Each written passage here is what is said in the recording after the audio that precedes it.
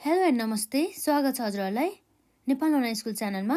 आज हामी यहाँ बिबिएस सेकेन्ड इयरको बिजनेस इकोनोमिक्स अन्तर्गत च्याप्टर 2मा छौँ है। हामी यहाँ नेसनल इन्कमको र हामीले यसभन्दा अघिका भिडियोमा हामीले जुन circular flow of the income and expenditure पढेका थियौँ, जुन हामीले यहाँ देख्यौँ, जसको एजम्सन र त्यसमा सेक्टरहरू जम्मा दुईवटा हुन्थ्यो, house hold sector, business sector गरेर यी सेक्टरहरूको बारेमा चाहिँ हामीले यहाँ कुरा गरेका थियौँ है त। र यसका साथै हामीले के कुरा गरेको थियौँ भन्दाखेरि हामीले त्यसमा चाहिँ जस्ट ओन्ली वान सेक्टरको बारेमा मात्रै कुरा गरेको रहेछ है त हामीले। त्यसपछि त्योभन्दा अगाडि हामीले जिडिपीको बारेमा, रियल जिडिपी, नोमिनल जिडिपी र डिफ्ल्याटर जिडिपीको बारेमा पनि हामीले हेरिसकेका रहेछौँ है त। र यदि हजुरहरूले यसभन्दा अघिका भिडियो हेर्नु भएको छैन भनेदेखि हेर्नु होला, प्लेलिस्टमा अभाइलेबल छ। र आज चाहिँ हामी के पढ्छौँ भन्दाखेरि जुन हाम्रो circular flow of the income and expenditure in the 3 sector इकोनोमीको बारेमा चाहिँ हामी यहाँ हेर्न जाँदैछौँ। जस्तै हामीलाई यो मेनली सोध्ने भनेको 10 मार्क्समा सोध्ने हो है। यसको लागि चाहिँ हामीलाई 10 मार्क्स चाहिँ एलोकेट गरेको हुन्छ। जस्तै आजको लागि हाम्रो यहाँ क्वेसन रहेको छ,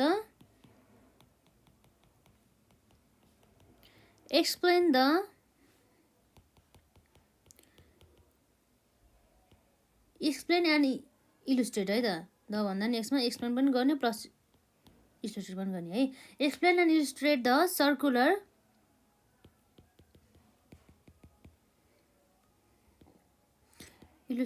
circular flow of income and expenditure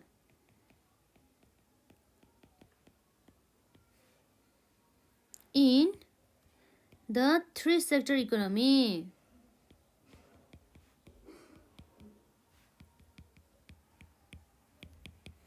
है 3 सेक्टर इकोनोमीमा अब नर्मली के हुन्छ भन्दाखेरि चाहिँ है, यसले चाहिँ हाउस होल्डलाई पनि इन्क्लुड गर्छ र बिजनेस होल्डलाई पनि इन्क्लुड गर्छ, साथै यसले एक्स्ट्रा हाम्रो गभर्मेन्ट सेक्टरलाई पनि इन्क्लुड गर्छ। अर्थात् यसले चाहिँ हाम्रो इकोनोमी अर्थात् अर्थतन्त्रमा चाहिँ हाउस होल्डदेखि लिएर बिजनेसदेखि लिएर गभर्मेन्ट सेक्टरले प्रदान गरिएको उनीहरूको महत्त्वपूर्ण भूमिकाहरूलाई चाहिँ यसले कन्सिडर गर्ने गर्दछ।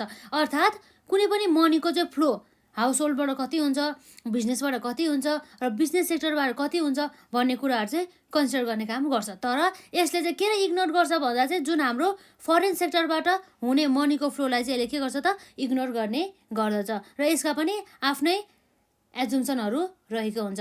र यसलाई के भनिन्छ भन्दाखेरि चाहिँ 3 सेक्टर क्लोज इकोनोमी पनि भनिन्छ। यो चाहिँ जुन हाम्रो 2 सेक्टर इकोनोमी चाहिँ हाम्रो अनरियलिस्टिक नै मानिन्थ्यो है।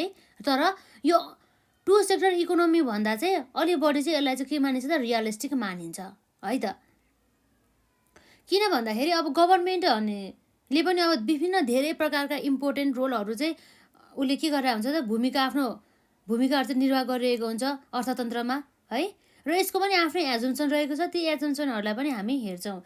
जस्तै यो हाम्रो 3 सेक्टर इकोनोमीमा अब जम्मा 3वटा इकोनोमी हुने भयो है। एउटा हाउस होल्ड, अर्को बिजनेस र अर्को भनेको गभर्मेन्ट सेक्टर। तर हाम्रो फरेन सेक्टर चाहिँ पर्ने छैन। र यसको एजुम्सनमा चाहिँ यसले के भनेछ भन्दा चाहिँ यसको सेक्टर जम्मा 3वटा हुन्छ।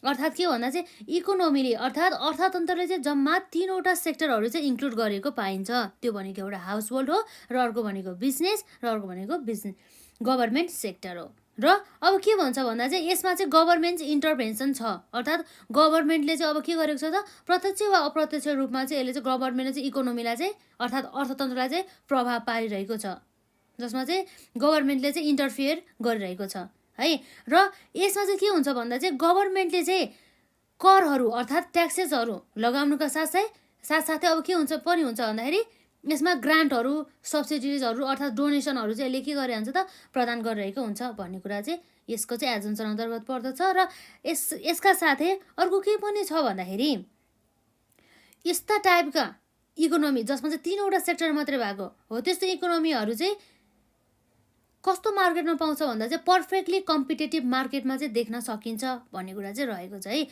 यसरी 3 सेक्टर इकोनोमी देख्नको लागि चाहिँ यहाँ देयर मस्ट बी के हुनु पर्यो त, पर्फेक्टली कम्पिटेटिभ मार्केट हुनु पर्यो। र कस्तो हुन्छ भन्दाखेरि यसमा चाहिँ इन्टरनेसनल ट्रेड हुँदैन। इन्टरनेसनल ट्रेड हुँदैन भन्नुको अर्थ के हो त, त्यहाँ आयात पनि छैन, निर्यात पनि छैन, अर्थात् एक्सपोर्ट पनि छैन र इम्पोर्ट पनि छैन भन्ने कुरा भयो है।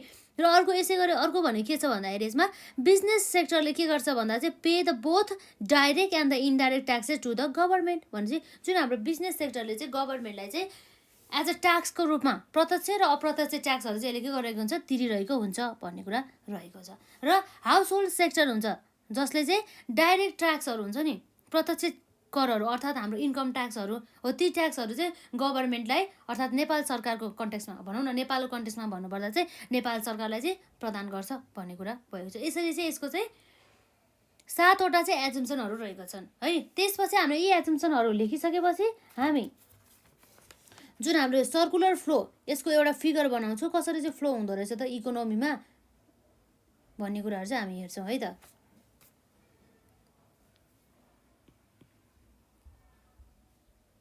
अब यसको बारेमा हामी लेख्नुपर्दा के हुन्छ त यसमा चाहिँ 3 सेक्टर इकोनोमी हुन्छ। यसले के गर्छ हेरौँ त है 3 सेक्टर इकोनोमी गर्छ है। त्यो 3 सेक्टर इकोनोमीमा के पर्छ त एउटा हाउस होल्ड पर्छ र अर्को भनेको बिजनेस पर्छ र अर्को भनेको के पर्छ त गभर्मेन्ट सेक्टर पर्छ। गभर्मेन्ट सेक्टरहरू पर्ने गर्दछ र यो चाहिँ के हुन्छ भन्दाखेरि चाहिँ अलि चाहिँ रियलिस्टिक हुन्छ है मोर रियलिस्टिक हुन्छ मोर रियलिस्टिक देन 2 सेक्टर भन्ने कुरा भयो है 2 sector economy.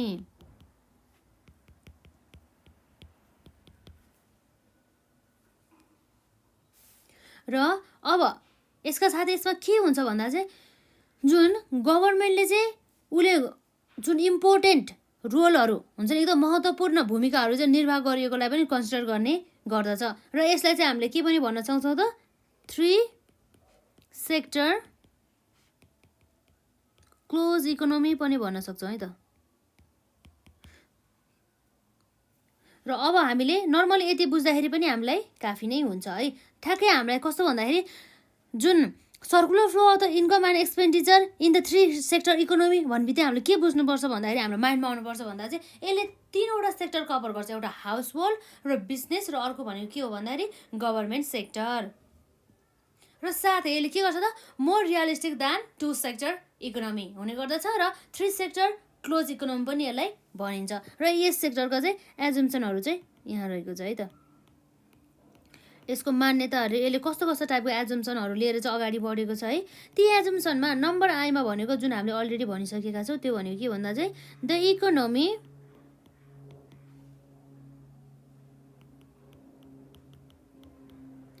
Consist of household and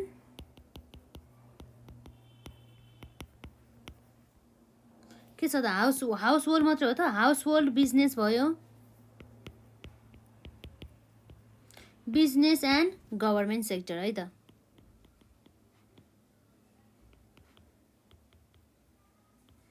र यसपछि अरू के छ त यसमा यसमा चाहिँ के हुन्छ त गभर्मेन्टको इन्टरभेन्सन हुन्छ गभर्मेन्टले चाहिँ यसमा चाहिँ इन्टरभेन्स गरेको हुन्छ अर्थात् गभर्मेन्टको सहभागिता हुन्छ अथवा गभर्मेन्टले चाहिँ इन्टरफेयर गरिरहेको हुन्छ है।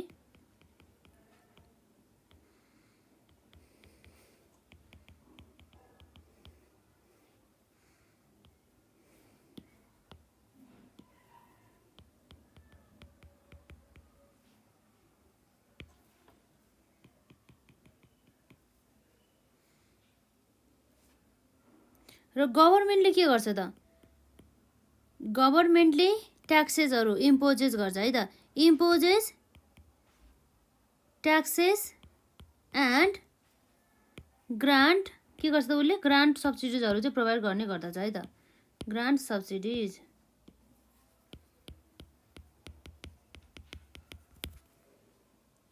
र यसपछि अरू के छ भन्दाखेरि जस्तै पर्फेक्टली कम्पिटेटिभ मार्केटमा के गर्ने गर्छ त भन्दा पर्फेक्टली कम्पिटेटिभ मार्केटमा मात्र यस्ता प्रकारका इकोनोमीहरू चाहिँ देख्न सकिन्छ भन्ने कुरा भयो है। देयर इज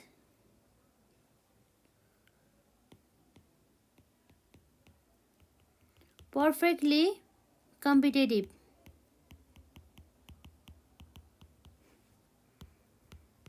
मार्केट हुन्छ है र यति मात्रै नभएर के हुन्छ त्यसमा त्यहाँ चाहिँ यस्तो अर्थतन्त्रमा चाहिँ कुनै पनि इन्टरनेसनल ट्रेड अर्थात् अन्तर्राष्ट्रिय व्यापार पनि हुँदैन। अर्थात् के भन्दाखेरि चाहिँ त्यसमा एक्सपोर्ट पनि हुँदैन र इम्पोर्ट पनि हुँदैन, आयात अथवा निर्यात भनिन्छ जसलाई है, त्यस्तो केही पनि हुँदैन भन्ने कुरा भयो है त। द इकोनोमी has no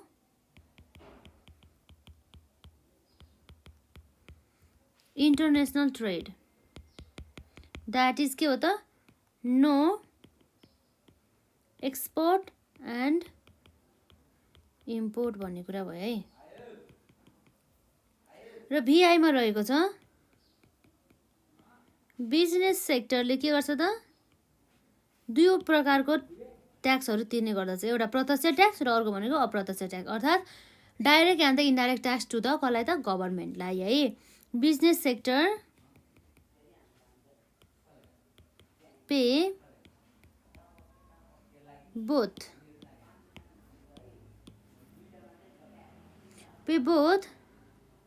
के छ त्यसमा direct and indirect tax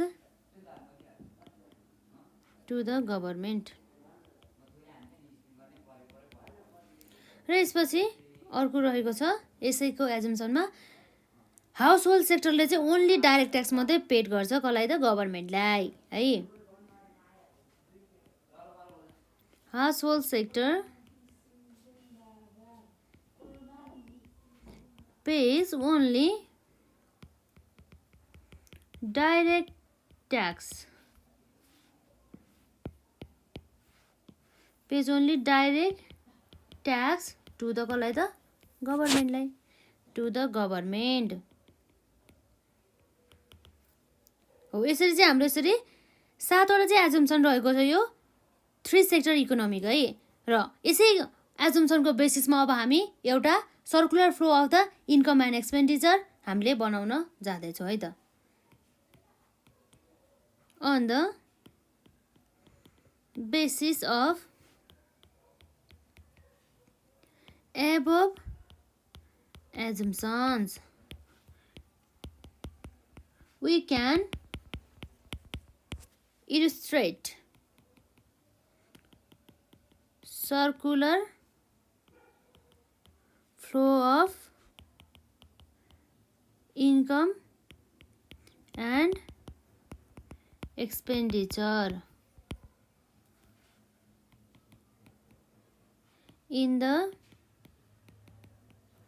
following diagram भन्ने कुरा भयो है त, जसमा हाम्रो कतिवटा सेक्टर हुन्छ त 3वटा सेक्टर हुने गर्दछ। एउटा हुन्छ हाम्रो गभर्मेन्ट है,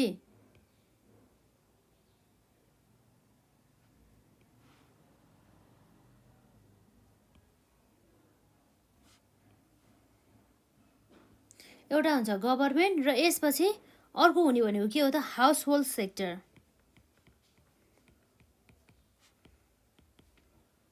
हाउस होल्ड सेक्टर हुने गर्दछ।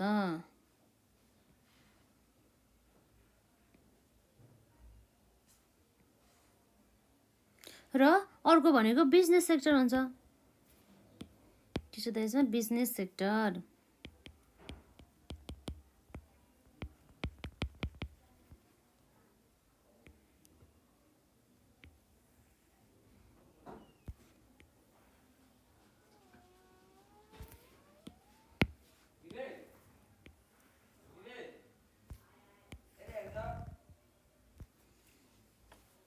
र यसरी हाम्रो एउटा भनेको के हो त फाइनेन्सियल मार्केट हुन्छ है त।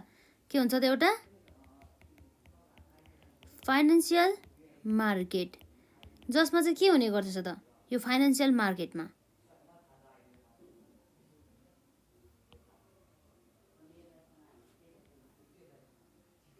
यो फाइनेन्सियल मार्केटमा हुने भनेको के हो त एउटा बिजनेस जुन हाम्रो हाउस होल्ड सेक्टर हुन्छ, हाउस होल्ड सेक्टरले के गर्छ सेभिङ गर्छ फाइनेन्सियल मार्केटमा। र यो फाइनेन्सियल मार्केटले चाहिँ जुन कलेक्टेड एमाउन्ट हुन्छ जुन हाम्रो हाउस होल्ड सेक्टरबाट कलेक्ट गरेको सेभिङ हुन्छ त्यो बचतहरूलाई चाहिँ इन्भेस्टमेन्ट कहाँ गर्छ भन्दा चाहिँ बिजनेस सेक्टरमा इन्भेस्टमेन्ट गर्छ। के गर्छ त? इन्भेस्टमेन्ट गर्छ। र यसरी अब हाम्रो मेन के हुन्छ भन्दाखेरि जुन यसरी इन्भेस्टमेन्ट गरिसकेपछि जुन बिजनेस सेक्टरमा, बिजनेस सेक्टरले त मेन गर्ने भनेको के हो त भन्दाखेरि गुड्सहरू सप्लाई गर्ने हो। कसलाई भन्दाखेरि यो हाम्रो हाउस होल्ड सेक्टरलाई त। हाउस होल्ड सेक्टरलाई उसले के गर्छ त? Flow of goods and services है। र यसपछि उसले flow of the goods and the services गरिसकेपछि त्यसको बाबत हाउस होल्ड सेक्टरले के दिनु पर्यो त उसलाई? उसको त अब के भयो त? कन्ज्युमर एक्सपेन्डिचर हुने भयो। के हुने भयो त? जुन कन्ज्युमर एक्सपेन्डिचर हुने भयो।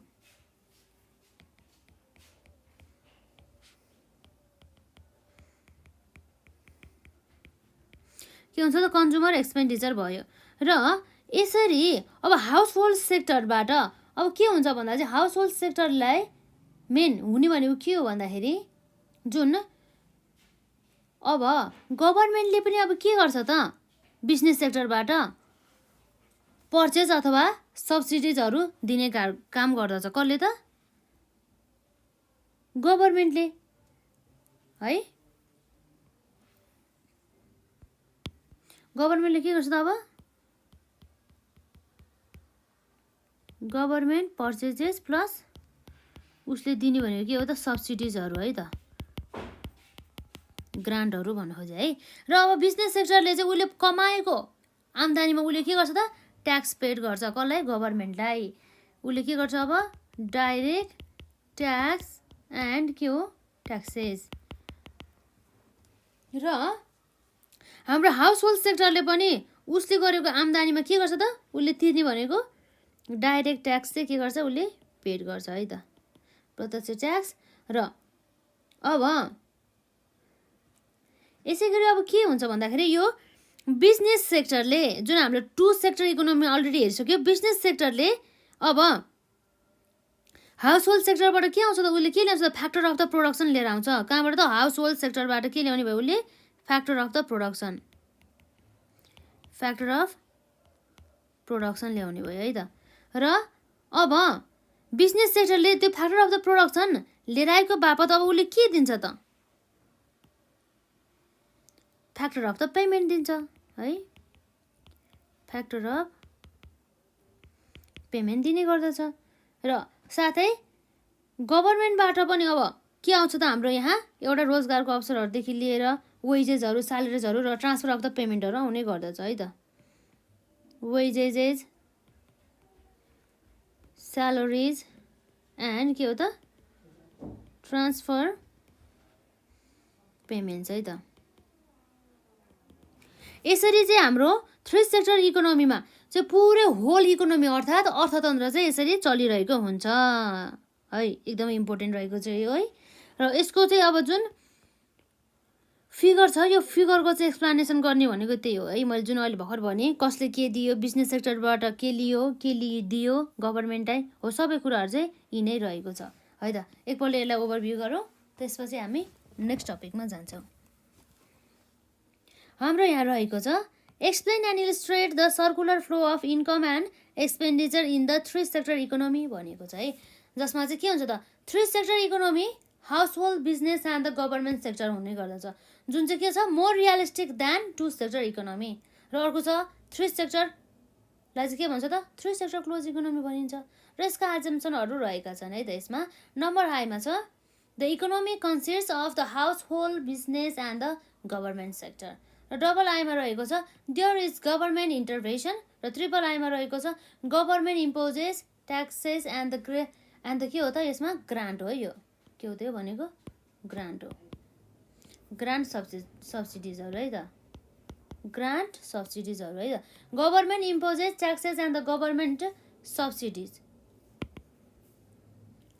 र आइभीमा रहेको छ there is perfectly competitive market हुनुपर्छ है त यसरी थ्री सेक्टर इकोनोमी हुनको लागि।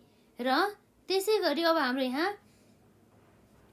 भीमा रहेको छ the economy has no international trade, अर्थात् अन्तर्राष्ट्रिय व्यापार चाहिँ हुँदैन भन्ने कुरा चाहिँ यहाँ रहेको छ है त। के हुँदैन त? अन्तर्राष्ट्रिय व्यापार चाहिँ हुँदैन भन्ने कुरा चाहिँ गरिएको छ।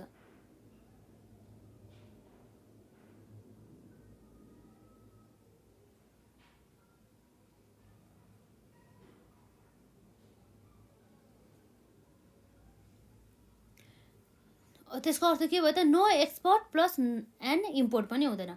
र आइभीमा रहेको छ business sector pays both direct and the indirect taxes to the government, र साथै हाउस होल्ड सेक्टरले के दिनुभयो त? Pays only direct taxes to the कसलाई त? गभर्मेन्ट भन्ने कुरा भयो है। र यसरी हाम्रो छ यो माथिको हाम्रो 7वटा एजम्पसनको बेसिसमा अब हामीले के बनाउनु पर्ने भयो भन्दाखेरि एउटा चाहिँ हामीले circular flow of the income and the expenditure in the 3 sector economy है।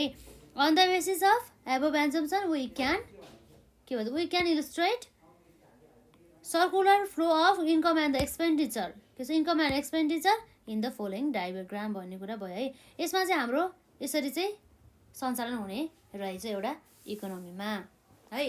जसमा अब के हुन्छ त?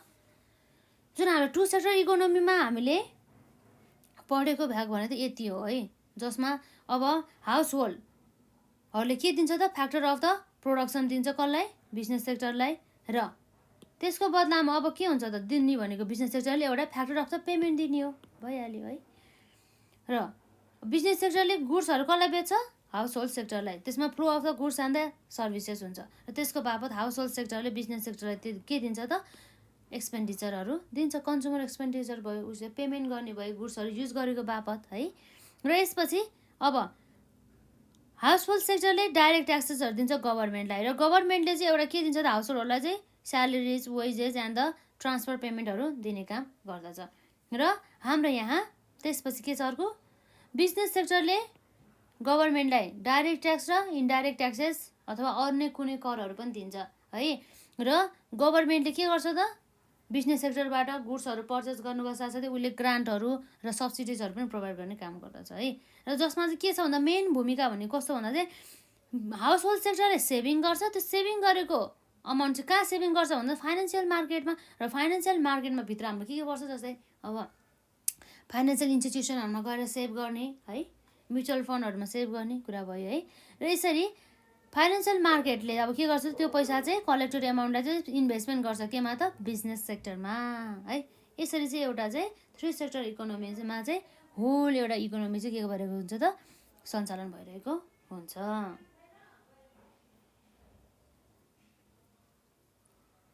यसरी हामीले देख्यौँ। र आजलाई चाहिँ हामीले 2वटा सेक्टर कभर गर्छौँ भनेको थियो। एउटा 3 सेक्टर इकोनोमी र अर्को भनेको 4 सेक्टर इकोनोमी है। तर हामीले आजलाई चाहिँ यति नै गरौँ र हामी नेक्स्ट भिडियोमा चाहिँ जुन 4 सेक्टर इकोनोमीलाई कभर गरौँला है त। जसमा चाहिँ 4 सेक्टर इकोनोमीमा के हुन्छ त? 4वटा सेक्टरहरू आउँछ। एउटा गभर्मेन्ट सेक्टर पनि आउँछ, हाउस होल्ड सेक्टर पनि आउँछ, बिजनेस सेक्टर पनि आउँछ, र साथै फरेन सेक्टर पनि आउँछ। सबै सेक्टरहरू आउने गर्दछ। र आजलाई चाहिँ हामी यति नै गर्छौँ।